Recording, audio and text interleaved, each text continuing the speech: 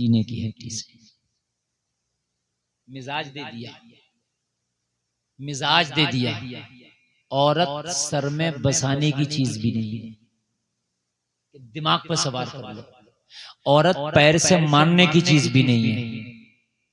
औरत अगर तुम्हारे निकाह में हो तो ये दिल लगाने की चीज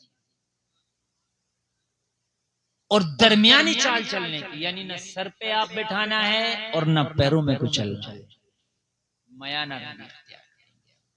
और टेढ़ी पसली से पैदा ये याद, अगर सीधे तुम इसे करना चाहोगे तो टूट जाएगी, मगर सीधा ना हो सके। बड़े बड़े बादशाह से सीधा कर सके, बड़े बड़े सूरमा ना सीधा कर सके, जिनके नामों से ना बड़े बड़े बाहर कांपते हैं, अंदर आके वो कांपते हैं। इसलिए याद रखना, अल्लाह ही सीधा करेगा। दुआ के जरिए सीधा हो सकती है, आप चाहो कि मेरे रोबो दबदबे के जरिए सीधा हो जाए। बड़े बड़े अच्छे यारा नाच नचा के तुझे पता नहीं है, टेढ़ी पसली से पैदा बेटा, अगर टेढ़ा ना कर देगी तो नाम नहीं है। जिंदगी कटती है कोर्ट कचहरी में, फिर कहता मौलाना फंस गया। मैं फंस नहीं गया, फंसा तो खुद है। जब जाल लगा रहा था तब नहीं दिख रहा था मैं फंस जाऊंगा। जब जाल तेरा लग रहा था तब नहीं दिख रहा था कि मैं फंस जाऊंगा। मैं कहां जा रहा हूं? अब कह रहा मैं फंस गया। शादी हुई थी तो छोटा भैया भी पटाखे की पेटी लेकर छत पे चढ़ा हुआ था, नहीं सुनने का। मेरी बात गलत नहीं है? छोटा भैया भी, समझ रहे हैं आप? फिर तो हाल ये थे कि मां तेरे से मेरा आ गया था। भाई ये जब इसने टेढ़ी पसली वाली दिखाई है, अब सब परेशान है, सबकी हालत खराब है। अब कह रहे हैं कि हजरत क्या करें, बहू सीधी न चल रही। तो हमने कहा सीधा तो तू भी नहीं चला था भाई, जाहिर सी बात है जो बोगे यार वो काटोगे, जाहिर सी बात है। जैसा बोना वैसा काटना, बीज जो डालोगे वही फसलें उसकी उगा करती हैं। जलसे में आने वाला होना ये चाहिए। अगर निकाह है तो दूल्हा को चाहिए कि वो शुक्राने के नफल अदा करे, दुल्हन को चाहिए शुक्राने के नफल अदा करे, वालिदैन शुक्राने के नफल अदा करे, भाई और बहनें शुक्राने के नफल अदा करें। और दुआ करें मौला जो हमारे घर में दुल्हन बन के आ रही है, हमारे लिए अजनबिया है, हम उसे जानते नहीं है मौला, हमने पहचाना नहीं है, लेकिन मौला तू उसके कदम को हमारे लिए बाबरकत कर देना। मौला हमारी फैमिली के लिए रहमत बना देना। या अल्लाह हमारे घर में उसका आना मुबारक कर देना। या अल्लाह अगर उसके अंदर कोई टेढ़ापन है तो अपनी रहमत से सीधा कर देना। उसके आने से हमारे घर में बहारें अता फरमा दे। तो इंशाअल्लाह बहारों का मौसम, इंशाअल्लाह बहारों का मौसम, बहारों का मौसम यार हम खुद खत्म कर देते हैं। मौसम खिजा में मेरे अजीजों बड़ा देखा गया है, बड़ा देखा गया है कि जब शादी का दिन आता है ना तो वो हराम खोरियां हमारी शादियों में हो रही हैं, वो हराम खोरियां शादियों में हो रही हैं कि शादी के नाम पे जूता चुराई का जो है हक दिलाया जा रहा है। बताओ सुन्नत में और चोरी। अरे नबी की सुन्नत है निकाह करना और उसमें चोरी का क्या है वो था, मगर उसमें हक दिलाया जा रहा है कि चोरनी का भी हक दो, चोर का भी हक दो।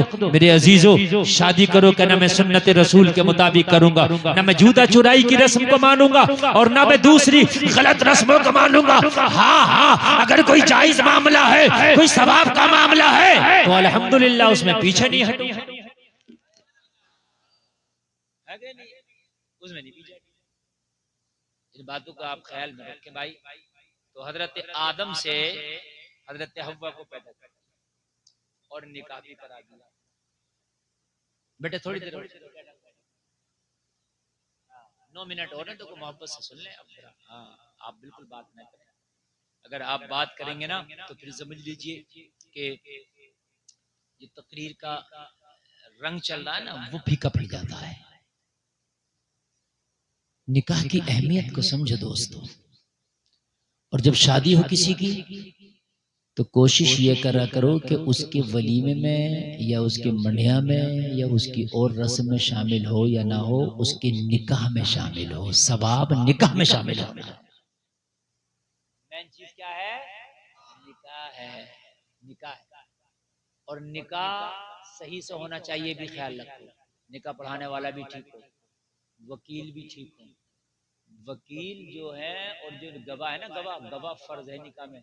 और गवाह क्या करते हैं, किसी को भी उठाया, दाढ़ी नहीं है चेहरे पे, नमाजी नहीं है, समझ रहे हैं, और उसने पता नहीं मस्जिद में गए हुए उसे जुमे में गया था कि नहीं गया था कि तुम मुखिया साहब तुम गवाह बन जाओ। मुखिया साहब भी सीना तान के आ रहे हैं कि हाँ साहब हम गवाह बन जाए ना। गवाह आदिल हो, बाशरा हो, सच्चा हो, वादे का पक्का हो, अल्लाह से डरने वाला हो, एक मुश्त दाढ़ी हो, उसको गवाह बनाओ। बात समझेंगे? इसको गवाह बनाओ, ऐसे नहीं किसी को भी पकड़ के गवाह बना दिया। दूसरी चीज है महर, ये वाजिब है, जरूरी है, ये लाजमी है। महर को क्या कह रहा है? उधार बांध। जो लाजमी है इसे उधार बांध। 10 लाख की शादी कर रहा, महर उधार बनवा रहा। 10 लाख की शादी में कोई उधार नहीं था, खाली महर की बात आई, उधार बांध दो। जलसे में आने वालों, मैं आज आपको बताऊं महर की अहमियत।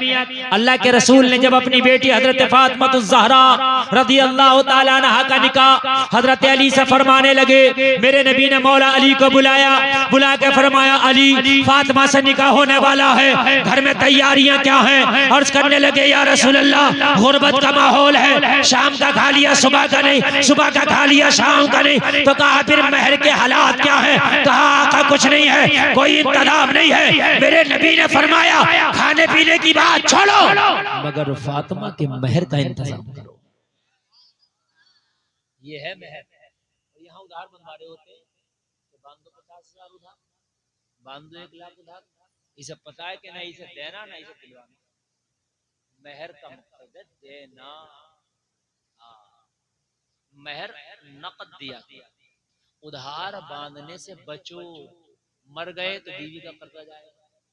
और जब 10 लाख की हम शादी कर रहे हैं, लाखों का जेवर बना रहे हैं, लाखों का खाना खर्च कर रहे हैं, लाखों के सारे काम कर रहे हैं, तो भाई हम महर नकद क्यों नहीं बांधेंगे?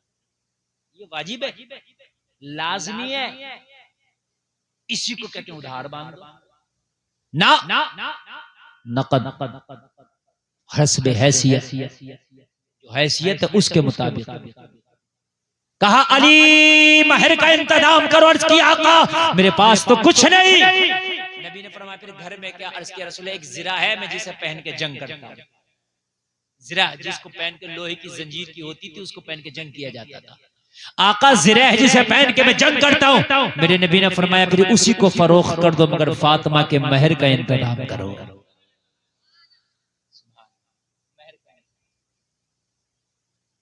कितना अच्छा हो कि हम महर अच्छे बांधने लगे और नकद बांधने।